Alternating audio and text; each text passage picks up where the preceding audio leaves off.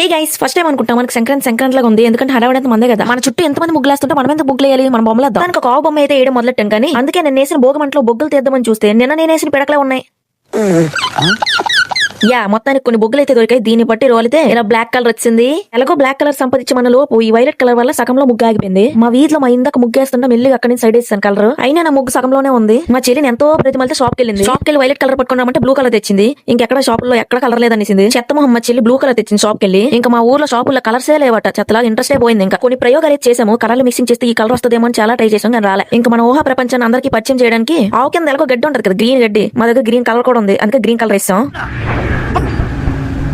Green colour కొంచెం cover అయింది కానీ కింద ఇంకా మధ్యలో వైలెట్ కావాలి. మా పక్కింటి అమ్మ దగ్గరికి వెళ్ళి మళ్ళీ అడిగా కలర్. వైలెట్ కలర్ దొరికింది. చాలా సంతోషపడి ఎలాగో ఒక కలర్ సంపాదించాను రా అని ఆనందపడే లోపు మా ఫ్రెండ్ ఆ కలర్ ఇసుక కలిపింది. అది ఇంకో వేరే కలర్ అయింది.